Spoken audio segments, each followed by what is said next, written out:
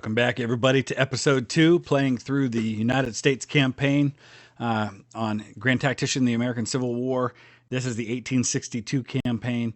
There has been a major patch and a hot fix for the game that are uploaded today. They were originally supposed to be coming out in a couple of days, but they came out today. And had I known that, I probably would have waited and started an 1861 campaign today, because they've fixed a lot of the issues that made the 1861 campaign very difficult to play. But we're going to continue on, finish this 1862 campaign, then take on an 1861 campaign as the Confederacy once this one's completed. That should be definitely a bigger challenge, and that'll be fun as well, because right now we're at the place where I believe we have 27 patrons who are at the captain level or above, which is where you need to be in order to request your own unit in the game. And so it'll be fun in starting a brand new campaign, because basically every unit we create will be one of those. Whereas now we've got a lot of existing units. And before I get into adding some more of those patron units today, I wanted to point out something kind of cool that I noticed in the Army of the Mississippi. Right here as a division commander, we have Brigadier General Schuyler Hamilton. Now that name might sound familiar to you. And that's because Schuyler Hamilton's a real guy. He's actually the grandson of Alexander Hamilton, the one the musical's about, the first Secretary of the Treasury, one of our founding fathers. I just thought that was kind of cool to see Schuyler Hamilton there. But let's go ahead and get into creating some more of our patron units today.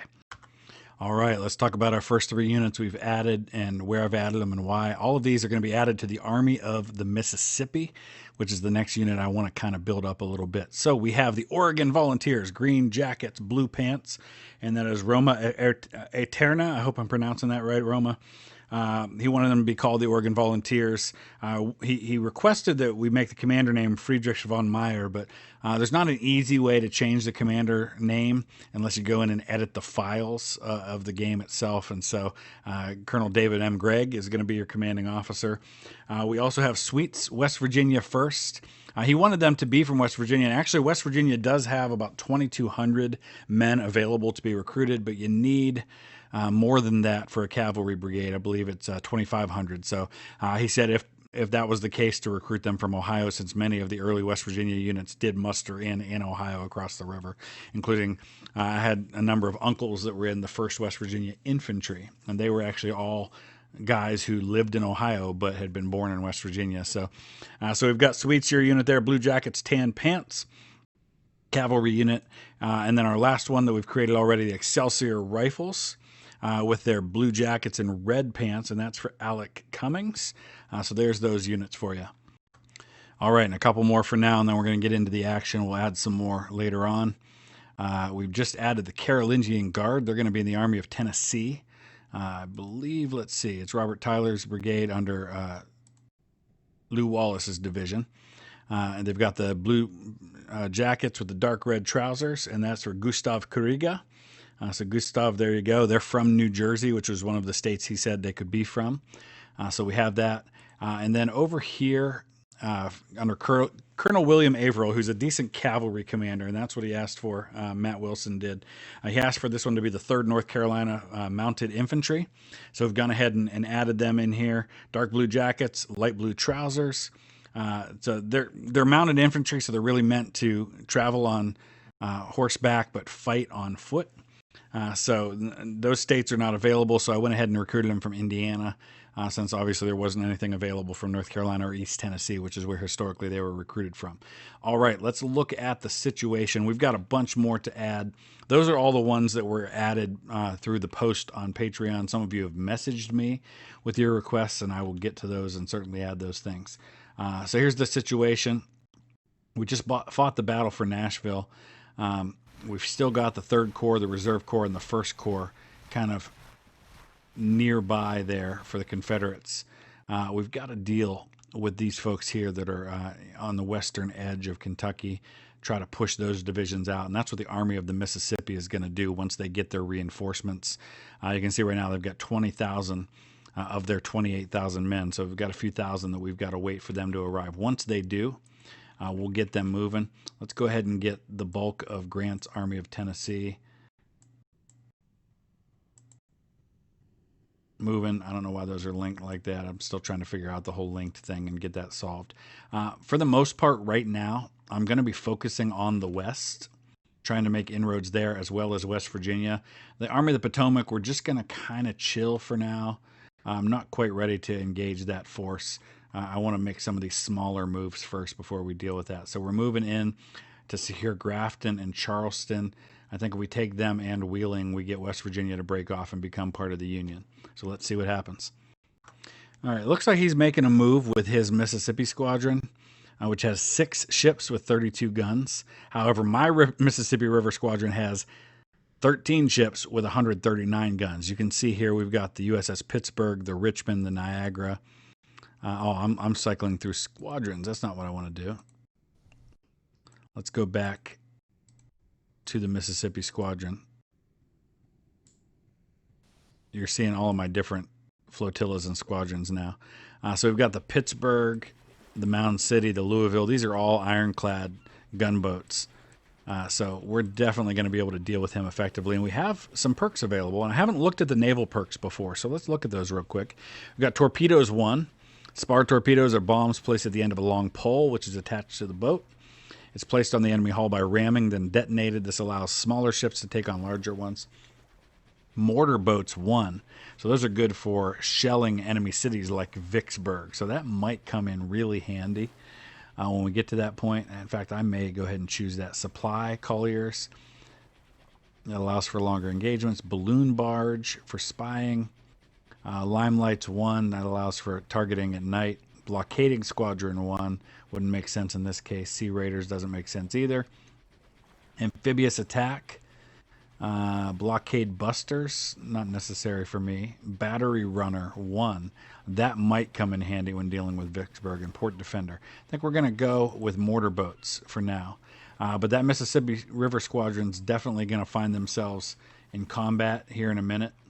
So let's go ahead and unpause and watch and see if that happens. I expect that's what we're going to deal with here in just a minute. I got to turn off that thing with the rotate the map to keep the map kind of focused on the north. We'll go ahead and speed up time. Oh, Army of the West in contact with the Army of the Southwest. This is not an army that I have done anything with yet. So let's see, the Battle of Fayetteville. My 17,000 men under Van Dorn against, oh no, that's his 17,000 men against my 10,000 under Major General Curtis. I have not added men to this unit yet. This is going to be a difficult fight for me, but let's go ahead and play it. Okay, so in a situation like this where I'm outnumbered almost 2-1, discretion is the better part of valor. I'm going to try and fight, but I am not about to lose my army. So if that means that I've got to fall back pretty quickly, if conditions warrant, that's absolutely what I'm going to do. And I think last time I fought on this battlefield, I kind of built myself in on this mountain, and the Confederacy came up this road and got around me. And since we're on a higher aggressiveness setting, I think what I'm going to do is pretty much just sit back in the woods at this crossing right here and fight. But if I have to, I will withdraw quickly. So we'll go ahead and set up right there. This is our artillery, so let's go ahead and pull them out. So let me go ahead and get set up. Okay, so here is the position that we've taken up. I've spread out my batteries right along the line, and we've just basically built this whole defensive line. We do have a little bit of cavalry out here, and it might not be a bad thing to maybe send them out just to scout ahead and see what's going on. I'm also going to go ahead and do a couple of things here. Number one is we're going to go ahead and, well, we've got artillery here. I guess we don't need to refuse that part of the line, but this is where we can kind of deal with some of the custom orders that we have available to us. And among those, I believe somewhere is a spot where we can refuse our line. I've got to find where that is. Oh, it's right here. So it's not available to me at the moment. That might only be something we can do at the brigade level. Maybe not. Maybe it's the corps level. I don't know. We'll play with that some more later on. But let's look at the possibility. I don't know if we can dig in or not. At the beginning of each day, it tells you what you have available in terms of engineering points, and I think that has to do with how well you can entrench or dig in.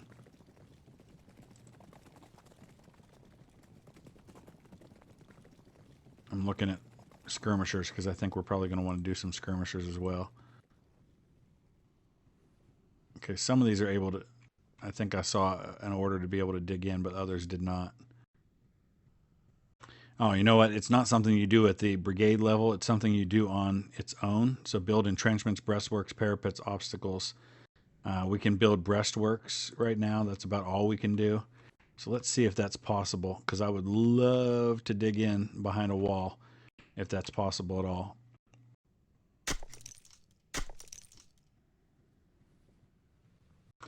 All right, so our scouts have spotted some brigades, including a brigade of cavalry and a couple of infantry coming down the road.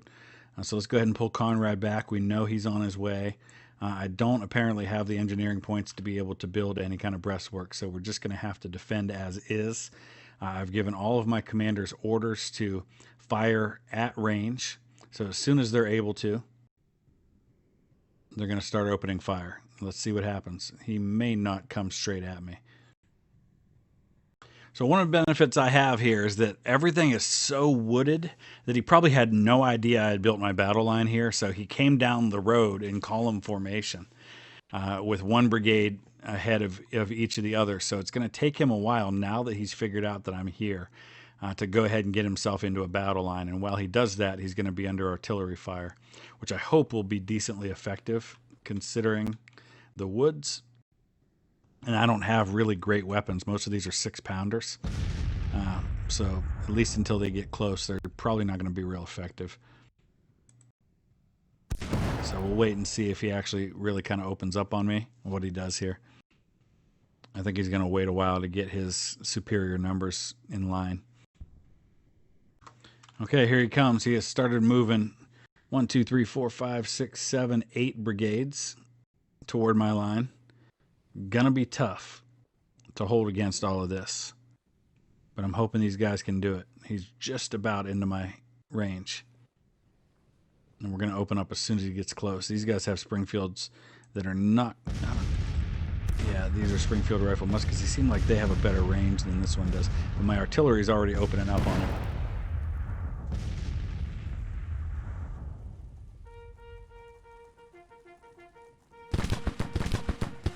There we go, boys.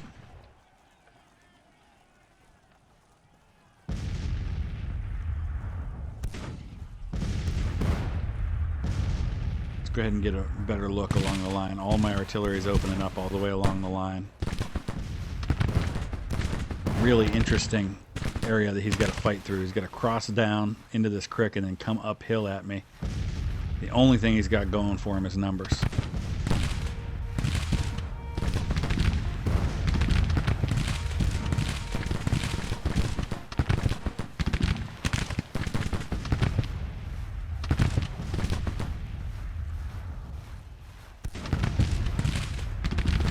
Solid battle line all the way along. So Julius Waite's brigade here.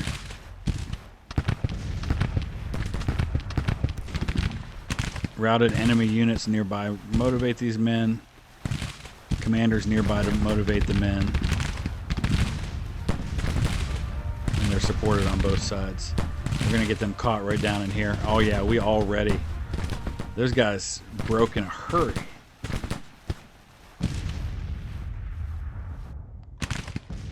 So far, so good. Wow, that was a really poor performance. 1, 2, 3, 4, 5 Confederate brigades. As soon as the first one broke, and I think that was green, the others very quickly, because it wasn't a bad attack. It was a pretty solid attack, but I had so much concentrated fire and artillery. As soon as that first unit broke, it seems like the others all kind of followed suit right afterwards. 9 killed, 22 wounded on my side, 100 killed, 400 wounded on his side. Very quickly that happened. It was a decent attack by the Confederates. It was just, I think, that Army of the Southwest for him, just poor units. That's what got to be what it is. That's the Army of the Southwest, isn't it? All right, just like that. Wow, the Army of the West. Mine's the Army of the Southwest. Small skirmish, but major federal victory. Good news, good news. Due to his battle honors, Colonel Benton has become famous and an inspiration for his men. Earl Van Dorn, on the other hand, for the Confederacy, should be ashamed of himself. He had me almost 2-1. Now, granted, I had a strong defensive position, but those men, especially that 1st Brigade that broke, just terrible. Let's look and see what the newspapers have to say. I need to pay better attention to these because somebody caught in the last episode the fact that we killed General Polk in that last episode. Oh, he's going to immediately attack me again, is he?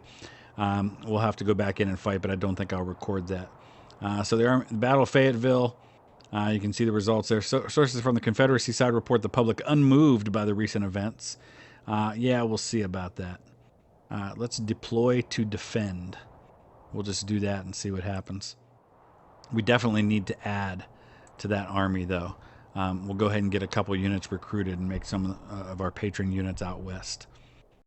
All right, we're going to actually add this one to a different army, to the Army of the Mississippi. This is going to be Pillows Flying Artillery. This is for Wilbrod Smith, who is our first Major General rank for Discord. So thank you so much, Wilbrod, for your service to the cause. Let's go ahead and get them added in here. Pillows Flying Artillery. I added an extra Y in there, didn't I? It's kind of hard to see sometimes with the font the way it is. But I have enough artillery in the Army of the Southwest already. That's why I didn't add another artillery unit to them. But we'll go ahead and get the Army of the Southwest built up nonetheless. We need a few more brigades of infantry in there, but it's going to be hard to come by because we're running low on recruits. I think we're going to have to look at our possibility of how we can add some new ones or build up the existing ones we have, maybe some troop bounties or something. These guys are going to have to be from Pennsylvania, and we're going to send them out west, all the way out west, which means it's going to take them a while to get there. 28 days, in fact. We might have to do, how about we do this? There's a way you can actually transfer units, and the Army of the Mississippi is actually the closest. So it makes the most sense to do it this way. So let's go ahead. Let's get the Flotilla Brigade, 1,900 men. We're going to send them out to the Army of the Southwest. I think we'll send one more because we're going to reinforce the Army of the Mississippi more and more here as we go along. So let's go ahead and send Fitch's 1,400 men out there as well to get some immediate help for the Army of the Southwest. And then we'll continue to recruit for the Army of the Mississippi. Okay, we had our fight with the Mississippi squadrons. So here we go. One enemy ship sunk. Glorious victory at Mississippi. The engagement was a remarkable strategic victory. With the enemy fleet steaming to the safety of their harbors, one have been sunk. The condition of the enemy fleet is believed to be intact. My fleet suffered 3 sunk. Oh, I think that, I don't know why it says CSS. What I love about this game is that when you have these battles, it very often, West Virginia formed. Okay. Sorry, I'm kind of going from one thought to the next here.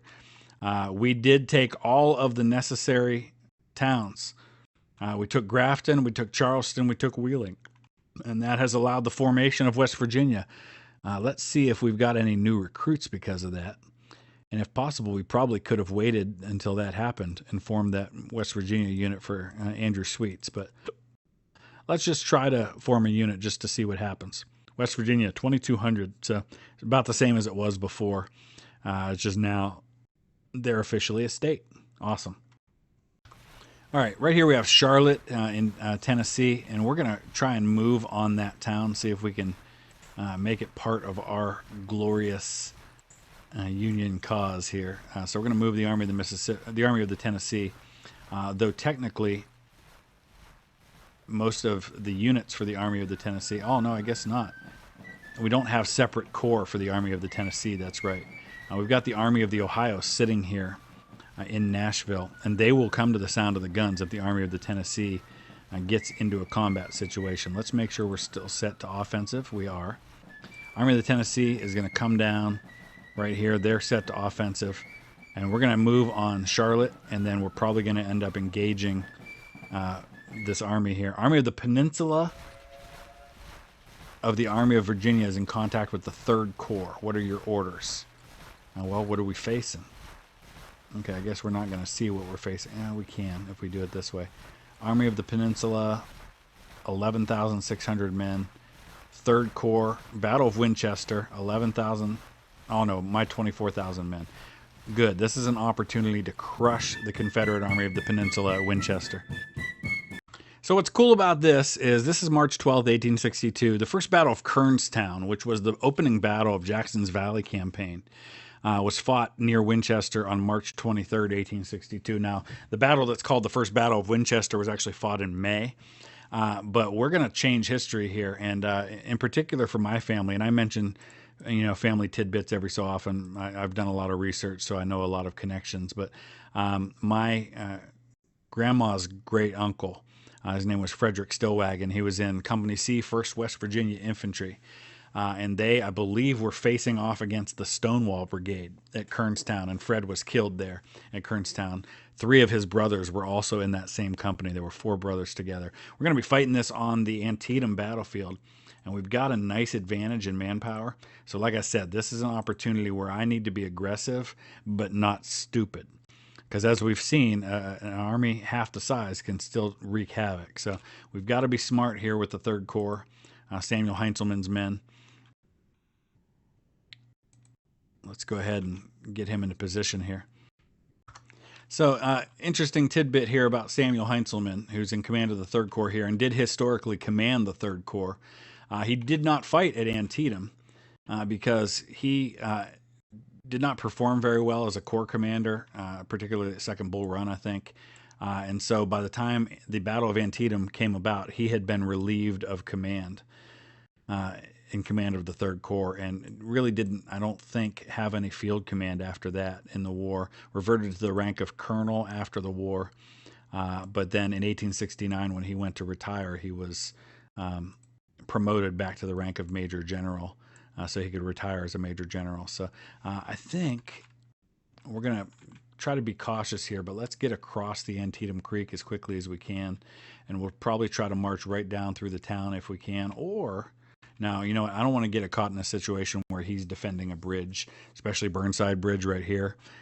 So we want to be in open territory if possible. Okay, we're getting our divisions into position. We're kind of building a line right here at the Dunker Church, Sunken Road for now. If it seems like he's not advancing toward me, then we'll go ahead and just kind of sit tight there. If he comes at me, that would be ideal. But if not, we'll go ahead and push south of town, maybe from 2 sides, maybe send a division this way, 2 divisions on this side, and try to hit him where he is. But I'm going to wait until I get everybody in position and see what happens. Okay, we're starting our next movement. It's still late morning, and we can see some of the Confederate units now opening up or getting into position right here. So we're going to put the main body of our force right here in 2 divisions. And then these guys are going to swing around in Hamilton's division. Birney, Berry, Jameson.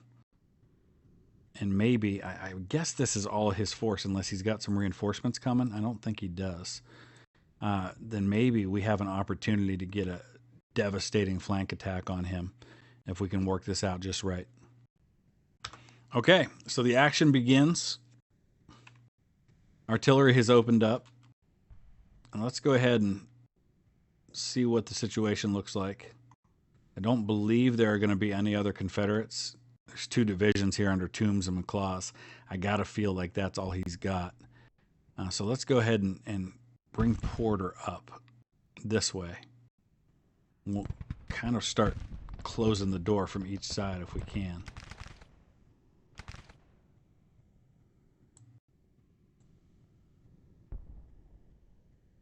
We'll let these guys sit tight for now, but eventually we'll go ahead and move them up too. I like the advantage of numbers for a change. He's moving into the town. I'm not entirely sure what he's up to here. But it's taking a while for my orders to get through. So by the time my division moves, the orders are already going to probably be outdated as far as what I want to do. So he's sent some skirmishers down to engage me now. He's moving right through the town. Not sure what you're up to, dude. Yeah, see, now this division is going to move up here, but he's already moved out of that position. That's, that's the way it goes with these delays in orders, and that's the reality that we face. I'm actually going to keep Hall's battery right where it is and let those brigades move.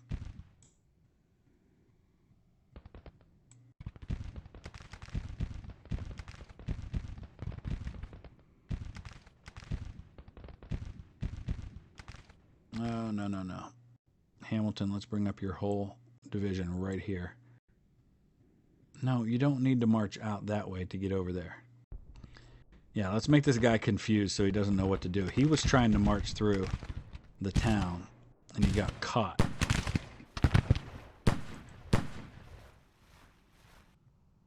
I should have told these guys not to use the roads, because by using the roads, they're advancing under fire. Stay right there.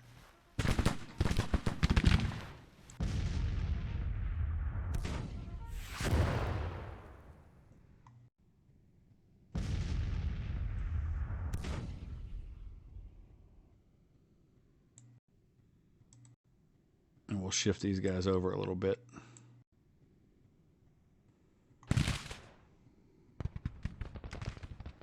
Okay. Porter's division, they've already got orders to move up.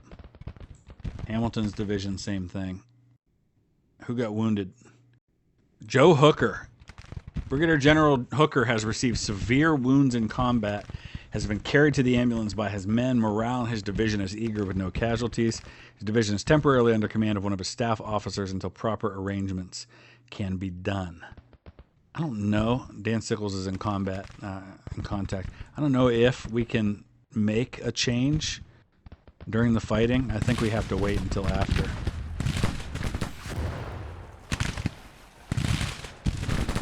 Hooker got wounded right off the bat, man, when it kicked off. But we've got this guy bottled up if we can play our cards right. What's the casualty situation? Pretty even, actually. A few more on my side. See, this is one of the things I've got to be careful of. When I have an advantage in numbers, I tend to get a little aggressive and careless more than I should.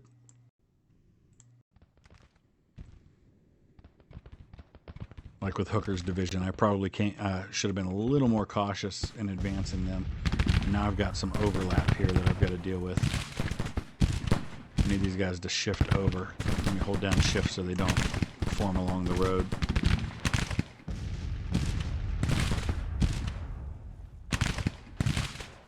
What kind of guns are these? 3-inch ordnance rifle, so it's fine that we're from a distance there. Although I can see the benefit of moving them up. I think I'll keep them tight for now. Alright, let's bring this brigade right in here along this fence. That's a perfect spot for them. This next brigade will come in right next to them. And then this 3rd brigade, let's hold down shift so we can get a straight line out of them. Man, I still can't get these guys to shift. What are we waiting on here?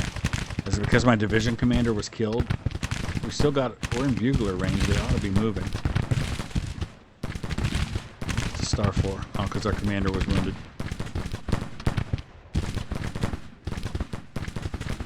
Come on, get over here, please. Alright, we're still waiting on Hamilton's division to get into position. Same with Heintzelman. Once we get them into position, this should shift very quickly.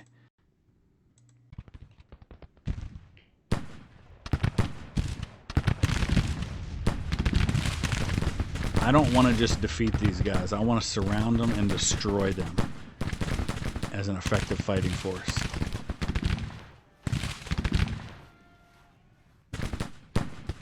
Alright, we finally got this brigade moving, but they exposed their flank in the process.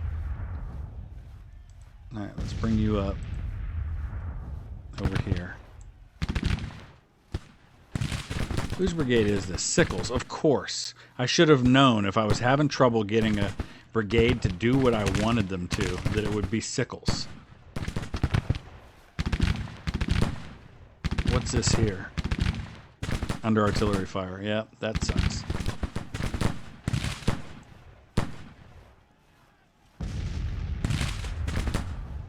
Alright, now we're going to start getting our flanking fire going. Move up Butterfield a little bit. Dan Butterfield wrote Taps. He's buried in West Point Cemetery. I've been to his grave there. But he's the one who wrote the bugle call Taps. Martindale, what are you doing? Oh, he's at that fence, and he's facing the wrong way because of it. There we go.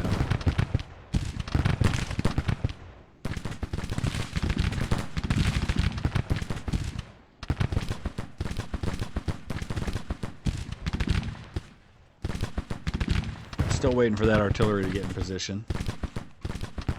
And we're waiting for the last part of our... What is Heintzelman doing? Or Hamilton doing?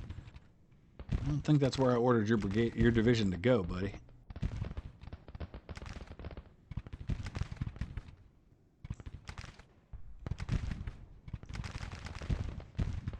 We've got him bottled up in Sharpsburg now.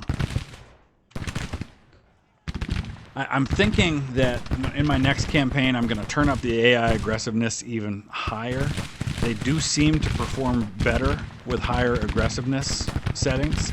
And I've talked to some other folks over on Discord about the game who have been playing it, who have said the same thing, that they feel like a lot of the AI issues are solved with higher aggressiveness settings. It's not perfect, and definitely the AI, I think we all acknowledge this, has some work to do, but it definitely performs better with the higher aggressiveness. Now in this situation, he was outnumbered, and he was probably too aggressive being outnumbered, and he started marching through town when he probably should have set up a strong defensive position or just withdrawn altogether. So I kind of caught him in this spot, and he doesn't know what to do now.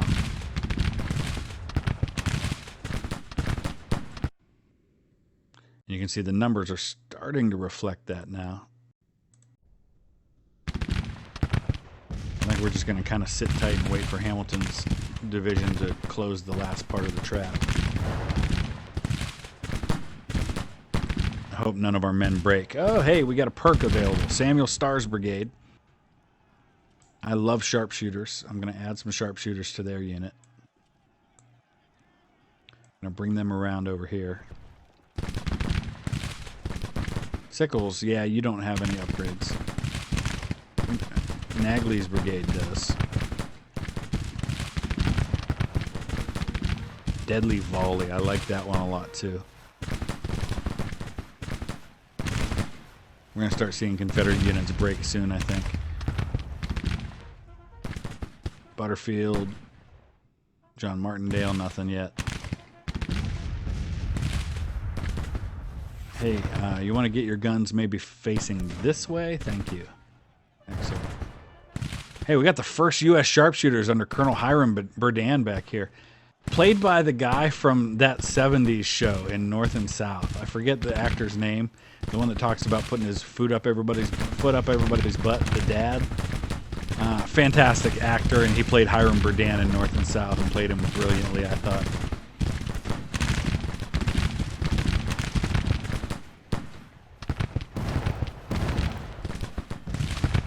Get the first U.S. sharpshooters over here.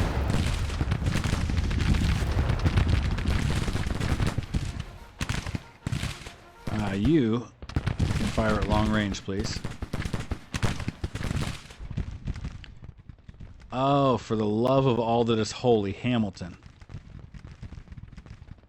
He will not obey my orders. No more initiative for you, sir. Get up here and close the trap.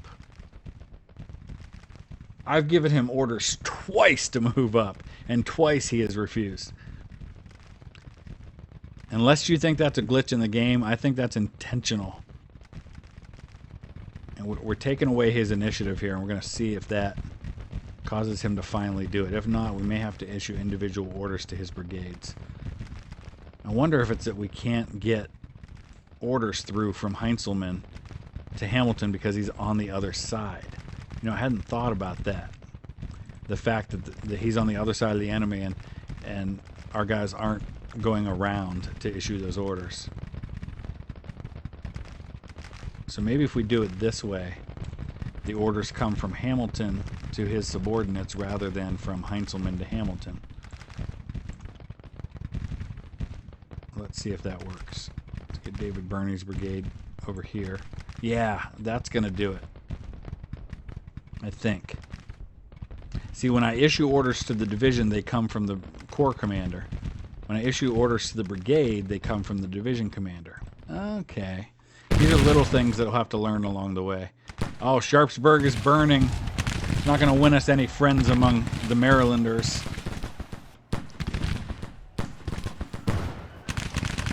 But we are definitely achieving what we set out to. Did one of my units break? They did. That's Nagley's brigade. Lost 700 men. My goodness. Didn't realize it was that bad. What do the numbers look like then? Now, he's got to have suffered most of my casualties then, because otherwise we're doing pretty good. We took out his battery. Now we're finally closing the trap. But now we lost a brigade, so he's kind of got an escape avenue available to him. Oh, hey, hello. Let's see what's happening here, because he just charged. I guess that makes sense. They're trapped. They've got nowhere to go. So charge to try and find your way out. Maybe that's how he broke the 1st Brigade. He's charged with 2 brigades. Now he's doing the same with Sickles. And I don't know how Sickles is going to do. Oh, that was Hooker's division.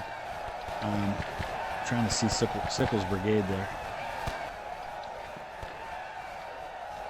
I just got a question about the new patch, which, yes, has already come out.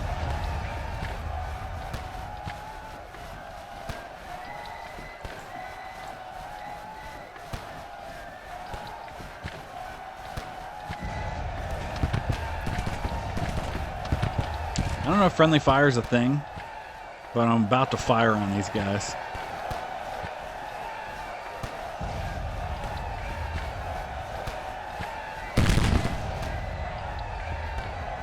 Oh, I linked 2 units. That was the issue there. Oh, boy. He sent skirmishers to get on my flank. That's smart.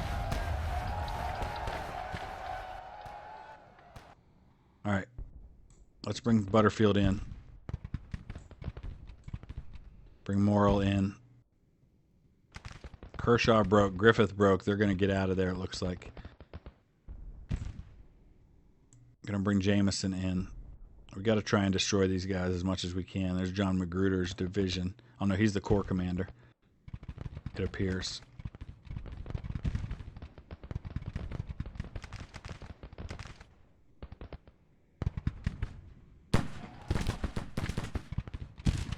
All right, we're going to go ahead and finish this one up and see what happens. I think for the most part, it's about over. Oh, Sickles just broke. Both of those guys that got hit with melee attacks broke. But we finally broke Benning in the process.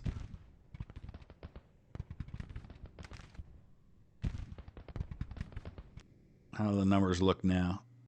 Yeah, 650 killed for the Confederates. He's lost 38% casualties. Pretty satisfied with that so far. Especially since this is just one corps against one corps. I don't know why I have these guys linked. I don't want them to be linked.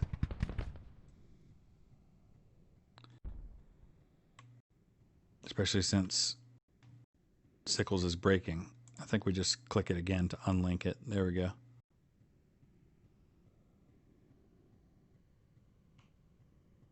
All right, that resolved that issue.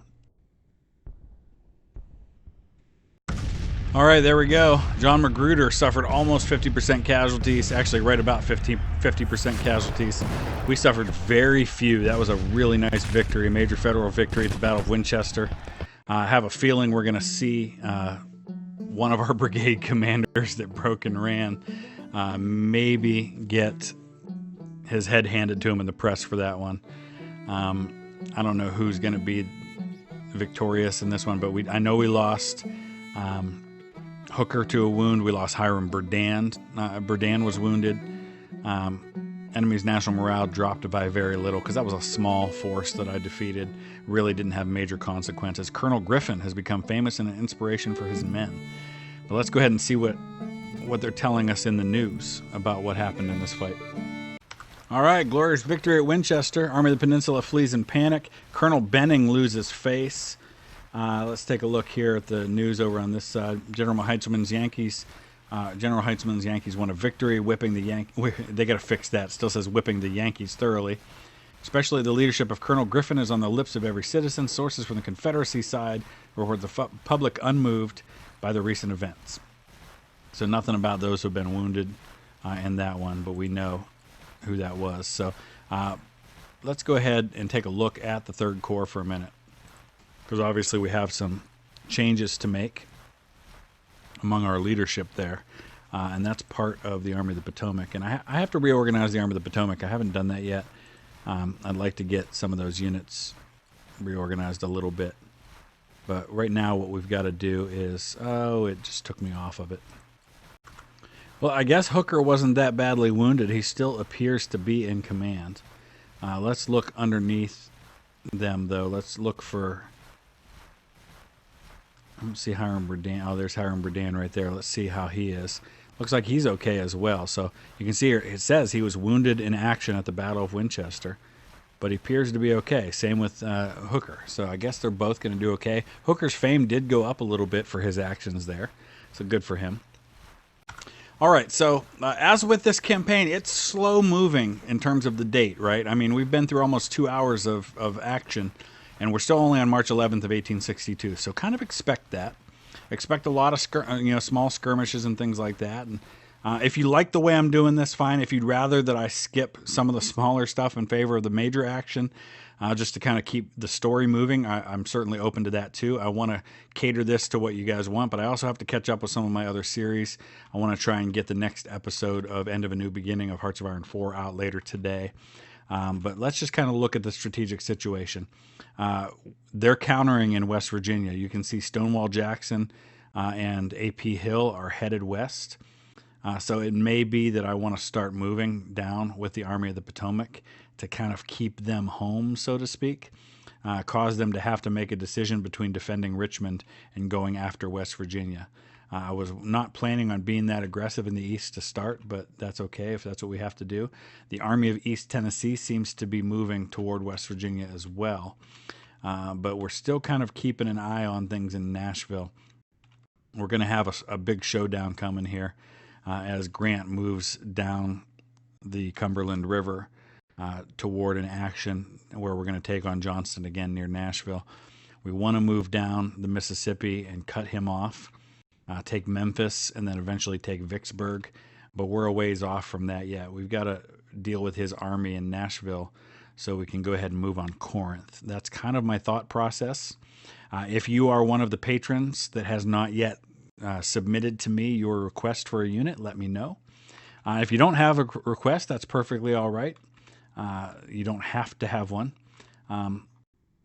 But taking a look here, you can see there's already been a couple of battles. And one of the things I really like here, I like that you can see previous battles and what happened, and it'll kind of tell you a little bit about it. So we can see there the Battle of Fayetteville, how many men fought in that action. So let me know your thoughts. Use the comment section below. Drop a like if you would. Subscribe if you haven't already. Consider joining on Patreon. Greatly appreciate all the new patrons. You guys are what makes this all possible. So thank you. We'll see you again soon.